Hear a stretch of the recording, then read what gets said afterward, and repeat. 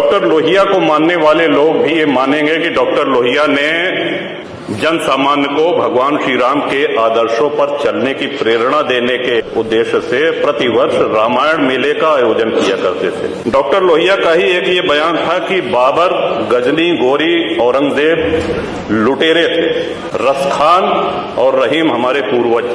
कई दिनों से हम देख रहे हैं कि माहौल बिगाड़ने का प्रयास हो रहा है। हल्द्वानी तक का उदाहरण दिया गया इस हाउस में। सरकार अपनी जगह पे पूरा प्रयास करती है कि हमारे राज्य में कोई उपद्रव न हो, अशांति न हो, लेकिन कहीं न कहीं एक ये आभास हो रहा है हमको कि माहौल खराब करने का एक प्रयास हो रहा है। बात की गई श्री राम जन्मभूमि की, साक्षात भगवान श्री राम ने अवतार लिया। काशी नगरी जो भगवान शिव के त्रिशूल पे टिकी हुई है और भगवान श्री कृष्ण की जन्मभूमि, श्रीमान स्पष्ट है ये। दीवाल के ऊपर शिखर तोड़ करके गुंबद बना देने से ये गंगा जमुनी तहजीब नहीं होती, आक्रांताओं द्वारा तोड़ा गया है। और एक और भ्रम फैलाया जा रहा है, जो व्यास जी के गुफा में जो पूजा हो रही है वो पूजा अनवरत सैकड़ों वर्ष से चलती आ रही है। ये बात बाहर जानी चाहिए श्रीमन।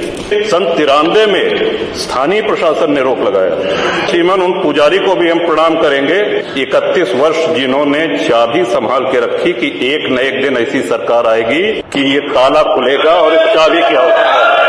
अल्लामा इकबाल पहले वो व्यक्ति थे जिन्होंने कहा कि हिंदू और मुसलमान एक साथ नहीं रह सकते। पाकिस्तान के आइडियोलॉजिकल फादर, इसने कहा कि मुस्लिमों को अलग देश चाहिए। जिन्ना को रास्ता बताने वाले, जिन्ना को उकसाने वाले और पाकिस्तान के पक्ष में भारत के मुसलमानों ने वोटिंग करी, जिसमें 98% लोगों ने कहा कि हिंदू और मुस्लिम साथ साथ नहीं रह सकते। इस बात पे लेकर के बंटवारा हुआ और सारे जहां से अच्छा जो कविता सुनाई गई वो अधूरी है। 2 पंक्ति उसकी हम भी सुना दे रहे हैं कि ए आब रूद गंगा, वो दिन है याद तुझको, उतरा तेरे किनारे जब कारवां हमारा।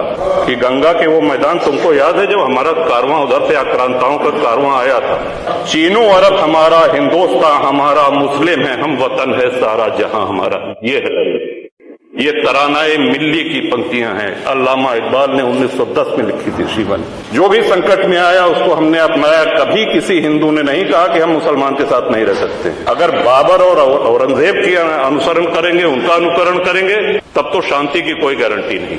और ये हम लोगों का सौभाग्य, इस पीढ़ी का सौभाग्य है कि अपने जीवन काल में भगवान श्री राम के भव्य मंदिर का मेरा ये भी मानना है कि आदि शंकराचार्य के बाद अगर कोई सनातन उत्थान का और हिंदू उत्थान का कार्य कर रहा है तो श्रीमान नरेंद्र मोदी।